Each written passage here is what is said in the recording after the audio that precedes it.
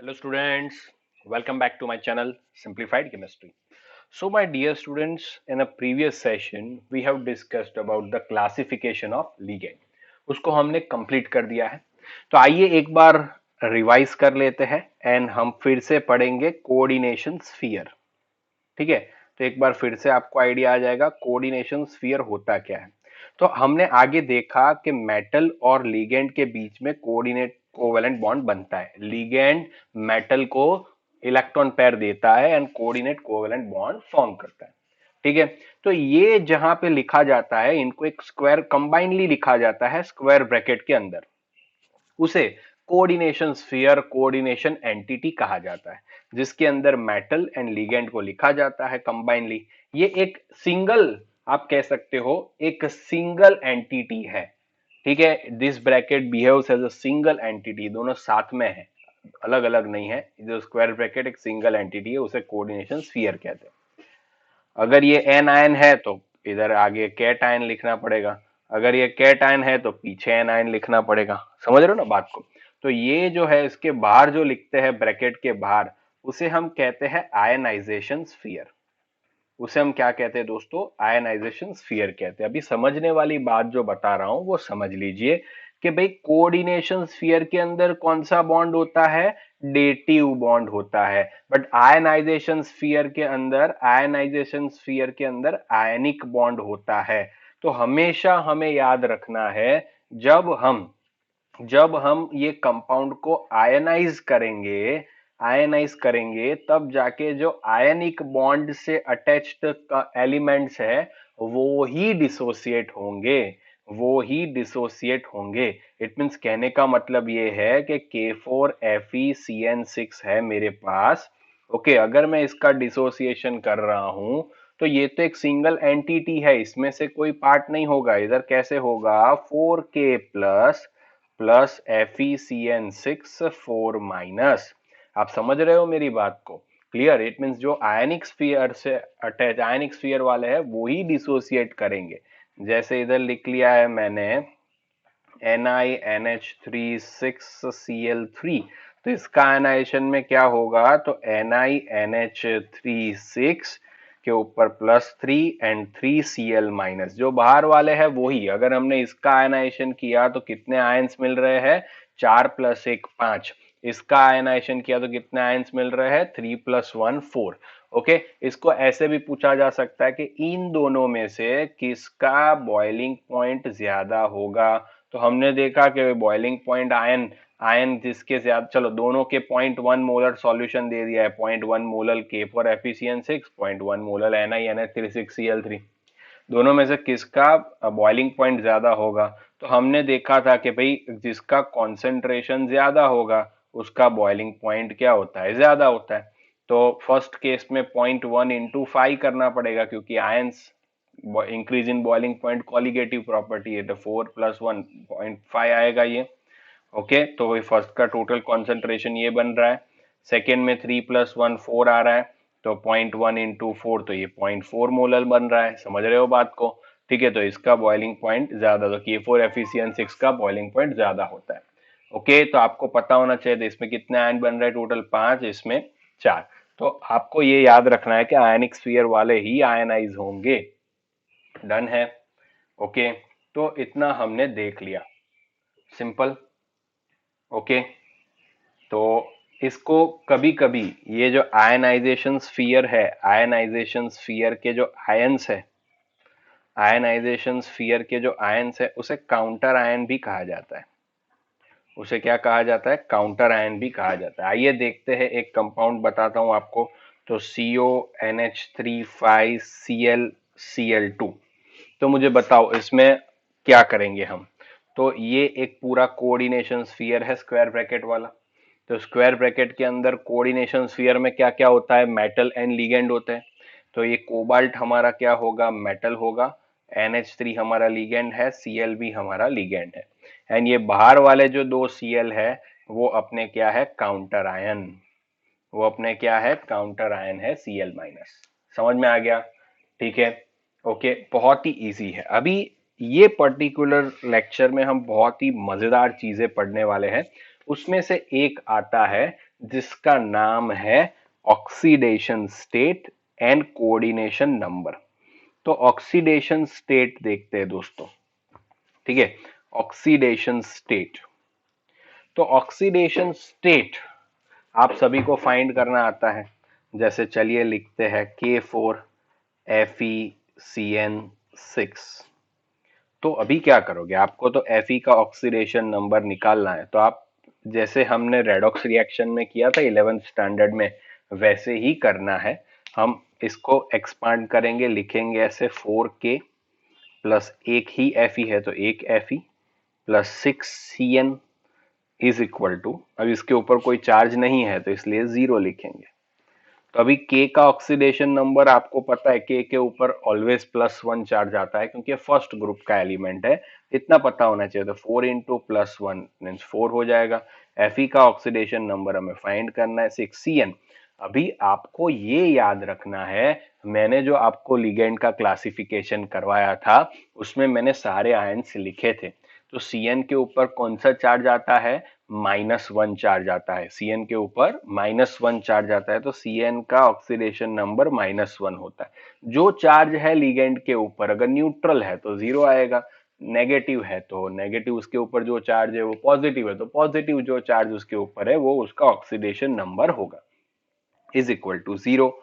तो आप क्या करोगे, 4 plus Fe minus 6 is equal to zero.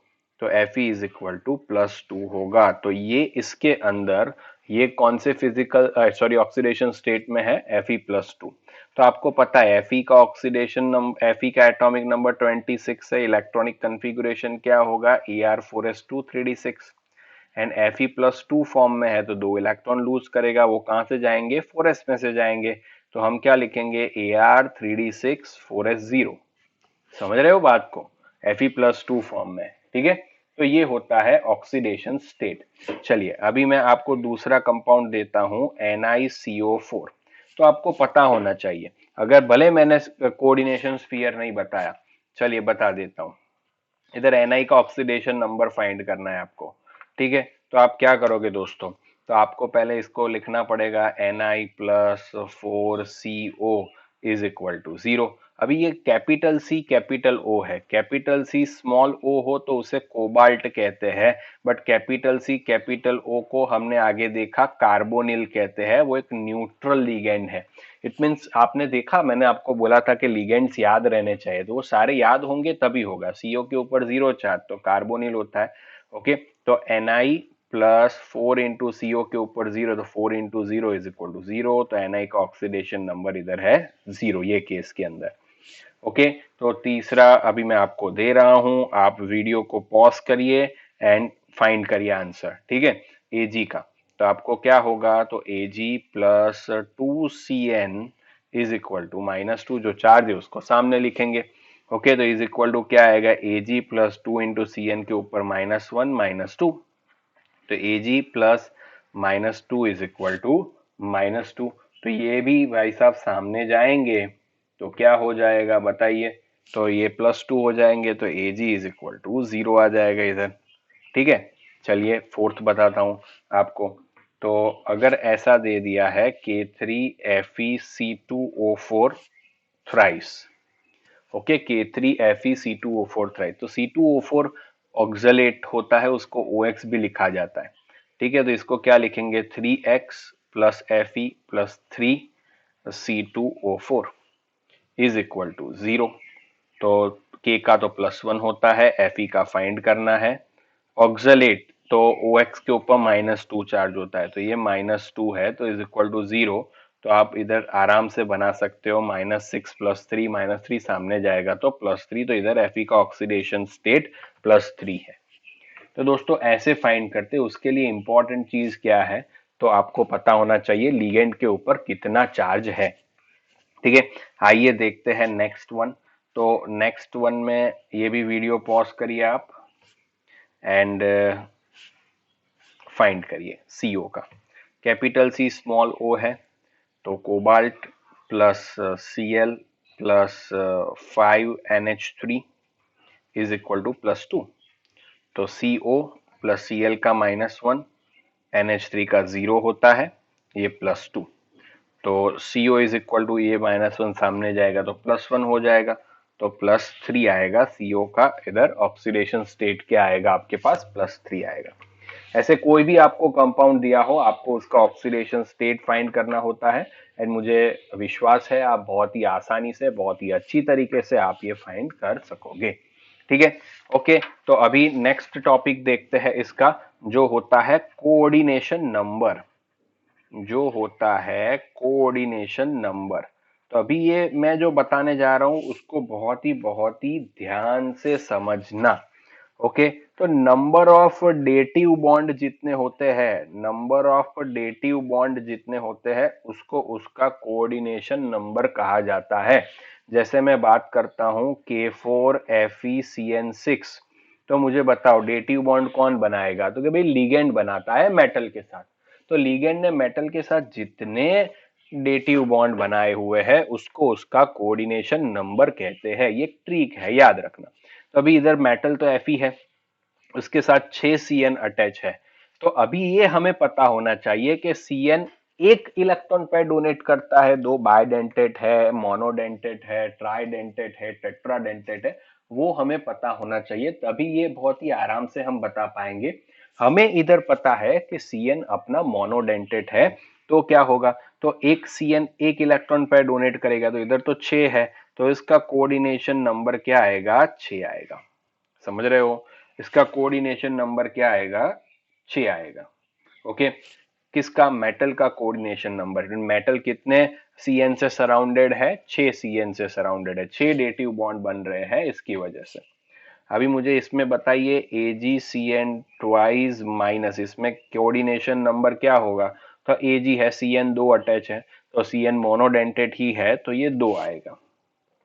ठीक है, फिर देखिए CuNH3 4 2+, इसमें मुझे बताइए कोऑर्डिनेशन नंबर क्या होगा, तो इसका कोऑर्डिनेशन नंबर, एक NH3 एक ही इलेक्ट्रॉन पेयर डोनेट करता है, एक ही कोऑर्डिनेटेड कोवेलेंट बॉन्ड बनाता है, तो टोटल 4 बनाएगा, तो 4 होगा इसका कोऑर्डिनेशन नंबर। ठीक है, अभी देखना बहुत ही इंपॉर्टेंट, हाँ, FeC2O4 थ्राइस 3-, इसमें कोऑर्डिनेशन नंबर पूछा है, तो हमें पता होना चाहिए कि Fe के साथ 3 C2O4 है, तो सब लोग गलती करके 3 लिख के आ जाते हैं, बट ये गलत है दोस्तों। क्यों गलत है, क्योंकि ऑक्सलेट एक बायडेंटेट लिगेंड है, ये पता होना चाहिए। तो एक ऑक्सलेट 2 डेटिव बॉन्ड फॉर्म करता है, तो इधर 3 कितने फॉर्म करेगा, 6, तो इधर आएगा अपना 6। इसीलिए बोला मैंने कि भाई जितने कोऑर्डिनेट कोवेलेंट बॉन्ड बना रहा हो, जितने डेटिव बॉन्ड बना रहा हो, उसको हम उसका कोऑर्डिनेशन नंबर कहते हैं। तो इसीलिए आपको ये ध्यान रखना होगा। ओके, तो चलिए PTEN twice Cl2, video pause करिए एंड मुझे बताइए इसका कोऑर्डिनेशन नंबर। तो अभी EN जो है वो बायडेंटेट लिगेंड है, एक EN इथेन 1,2 डायमाइन और इथिलीन डायमाइन कहा जाता है इसे। तो ये एक 2 इलेक्ट्रॉन पेयर शेयर करेगा, तो 2 4 करेंगे, और इसके 2 है तो ये 1, तो 4 + 2 6, तो इसका कोऑर्डिनेशन नंबर क्या आएगा, 6 आएगा। ठीक है, समझ रहे हो आप बात को, ओके, इज इट क्लियर। चलिए, तो अभी एक दूसरा कंपाउंड देता हूं, RH P6H5 थ्राइस Cl। तो ये क्या कर दिया भाई, कि भाई P, इधर एक ब्रैकेट है RH, फिर ब्रैकेट में P6H5 थ्राइस, एंड वो भी 3 टाइम। तो क्या करेंगे बोलिए। तो ये एक्चुअली लिगेंड कौन सा हुआ, P6H5 थ्राइस, P के साथ 3 C6H5 अटैच है। ओके, तो ये ही लोन पेयर खाली डोनेट करेगा। NH3 जैसा हुआ ना, PH3 जैसा, उस H की जगह पे C6H5 है। समझ रहे हो बात को। ठीक है, तो ये एक ही लोन पेयर डोनेट करेगा, तो मोनोडेंटेट हुआ, तो ये 3 है, तो 3 होंगे तो 3, तो इसका आप कह सकते हो कोऑर्डिनेशन नंबर क्या आएगा, 3 आएगा। फिर आप देखिए FeEDTA⁻1। अभी EDTA कैसा डेंटेट है, हेक्साडेंटेट लिगेंड है। कैसा, हेक्साडेंटेट लिगेंड है। तो फिर एक ही है तो 6, इसका कोऑर्डिनेशन नंबर क्या आएगा, 6 आएगा। ठीक है दोस्तों, तो ऐसे आप सबका कोऑर्डिनेशन नंबर फाइंड कर सकते हो, ऑक्सीडेशन स्टेट फाइंड कर सकते हो। अभी एक इंपॉर्टेंट सा चीज हमें फाइंड करना है, जो सीज्विक नाम के साइंटिस्ट ने दिया था, जिसे हम कहते हैं इफेक्टिव एटॉमिक नंबर। जिसे हम क्या कहते हैं, इफेक्टिव एटॉमिक नंबर। कभी कभी एमसीक्यू में ये भी पूछ लेते हैं इफेक्टिव एटॉमिक नंबर, जिसे EAN कहा जाता है। टेक्स्ट बुक में नहीं दिया है बट इंपॉर्टेंट है, इफेक्टिव एटॉमिक नंबर। तो जनरली इसे डिफाइन कैसे किया जाता है, तो ऐसे किया जाता है कि resultant number of electrons with the metal atom और ion after gaining electrons from the donor atom of the ligand. It means जब मेटल के पास कोऑर्डिनेट कोवेलेंट बॉन्ड बन जाता है, ठीक है, लिगेंड कोऑर्डिनेट कोवेलेंट बॉन्ड बनाता है मेटल के साथ, तब जाके मेटल के पास टोटल कितने इलेक्ट्रॉन बचते हैं, ओके, होते हैं उसके अंदर, तो उसको क्या कहते हैं, उसका इफेक्टिव एटॉमिक नंबर कहा जाता है। तो इफेक्टिव एटॉमिक नंबर कैलकुलेट करना पूछते हैं, ठीक है, तो उसके इसके लिए एक फॉर्मूला है, सिंपल है, एकदम एकदम सिंपल है। तो इसके लिए क्या करना पड़ेगा, एटॉमिक नंबर ऑफ मेटल लिखना है पहले, उसमें से हमें सब्ट्रैक्ट करना है, याद रखना, हाँ, atomic number of metal minus number of electrons lost in formation of ion, ठीक है, plus number of electron gain from donor, gain from donor, बस ये याद रखिए। तो आपको ये कैसे पता चलेगा number of electron lost in the formation, इसको ऑक्सीडेशन स्टेट बोलते हैं। इसको क्या बोलते हैं, ऑक्सीडेशन स्टेट। इट मीन्स आप देखिए Fe इधर क्या कर रहा है, 2 इलेक्ट्रॉन लूज कर रहा है, तो ये +2, तो +2 उसका ऑक्सीडेशन स्टेट हो गया, तो इसने 2 इलेक्ट्रॉन लूज कर दिए। ऐसा मैं समझाता हूँ एग्जाम्पल लेके ही, तो आपको और ज्यादा क्लैरिटी आएगी। K4FeCN6 है, इसमें आपको पहले तो इफेक्टिव एटॉमिक नंबर मेटल का ही होता है, तो Fe का एटॉमिक नंबर पता होना चाहिए, वो 26 होता है। इधर Fe का ऑक्सीडेशन स्टेट क्या होता है, आगे ही देखा, तो उसका ऑक्सीडेशन स्टेट, सॉरी, ये इधर मैं खाली एटॉमिक नंबर लिखता हूँ, पहले सारी चीजें लिख लेते हैं। तो वो आता है 26, ऑक्सीडेशन स्टेट Fe का इधर +2, मैंने बताया ना कैसे फाइंड करना है ऑक्सीडेशन स्टेट अभी, ठीक है, ओके। उसका कोऑर्डिनेशन नंबर क्या आया, तो कोऑर्डिनेशन नंबर 6 आता है। ऐसे भी फॉर्मूला है, आप भी कर सकते हो, ठीक है। तो effective atomic number is equal to क्या आएगा, एटॉमिक नंबर तो 26 minus number of electron loss, oxidation state, तो ऑक्सीडेशन स्टेट क्या आ गया, 2, ओके, प्लस प्लस प्लस क्या करेंगे, तो अभी कोऑर्डिनेशन, अब ये क्या लिखा है, number of electron gain from donor, तो 6 कोऑर्डिनेट कोवेलेंट बॉन्ड बना रहा है, तो टोटल इलेक्ट्रॉन कितने हुए, 12। एक एक कोऑर्डिनेट कोवेलेंट बॉन्ड में 2 इलेक्ट्रॉन होते हैं ना यार, एक लोन पेयर मीन्स एक पेयर ऑफ इलेक्ट्रॉन 2 होते हैं कि नहीं, तो 6 × 2 तो 12 आएगा। तो अभी आप ही कैलकुलेशन कर दो, ओके, तो क्या आ जाएगा, 36। तो क्रिप्टॉन आप देखिए 36 हो गया क्रिप्टॉन, तो स्टेबल हो गया, स्टेबल हो गया कि नहीं, इनर्ट गैस जैसे इलेक्ट्रॉनिक कन्फिगुरेशन इसने कर दिया, तो ये भाई ज्यादा स्टेबल होगा। इससे आप स्टेबिलिटी भी डिसाइड कर सकते हो इफेक्टिव एटॉमिक नंबर से, ठीक है, ओके। चलिए दूसरे एक दो एग्जांपल देखते हैं, तो आपको पता चलेगा। CuNH3 4SO4, तो चलिए पहले तो मैं इसका एटॉमिक नंबर, कॉपर है तो कॉपर का एटॉमिक नंबर 29 होता है। ऑक्सीडेशन स्टेट में फाइंड करता हूं, आगे मैंने कराया, फिर से लिख रहा हूं, 4NH3 + SO4 is equal to 0। तो Cu का फाइंड करना है, NH3 तो न्यूट्रल लिगेंड है, तो उसका तो 0 ही आएगा, ओके। SO4 का -2 होता है उसके ऊपर चार्ज, तो Cu आएगा अपना +2। तो इधर ऑक्सीडेशन स्टेट आया Cu का +2, ऑक्सीडेशन स्टेट आया। कोऑर्डिनेशन नंबर क्या आ रहा है, तो 4 बॉन्ड कोड 4 ही है, न्यूट्रल मोनोडेंटेड है, तो ये क्या आएगा, 4। तो effective atomic number is equal to atomic number minus oxidation state plus coordination number into 2। ऐसे भी लिख सकता हूँ, शॉर्ट फॉर्म में अपनी तरीके से बना सकते हैं। तो एटॉमिक नंबर कितना है उसका, 29, ऑक्सीडेशन स्टेट 2, ठीक है, प्लस क्या आएगा, कोऑर्डिनेशन नंबर क्या है, 4 इंटू 2, तो 29 - 2 + 8, तो ये क्या आएगा, 35। ये क्या आएगा, 35 इसका इफेक्टिव एटॉमिक नंबर होगा। क्लियर, ओके, है ना बहुत आसान। कोई भी कंपाउंड आपको दे, आप उसका इफेक्टिव एटॉमिक नंबर कर सकते हो कि नहीं कर सकते हो। चलिए एक दूसरा एग्जांपल लेते हैं, CONH3 6Cl3। ओके, तो अभी CONH3 6Cl3, तो आप देखिए, तो पहले तो कोबाल्ट का एटॉमिक नंबर लिख रहे हैं, तो पहले यस इसका आपको एटॉमिक नंबर आना चाहिए। ओके, तो ये 28 होता है। ओके 28। तो फिर इसका ऑक्सीडेशन स्टेट अभी मैं डायरेक्ट कर रहा हूँ, NH3 0, Cl-3, सामने जगह +3।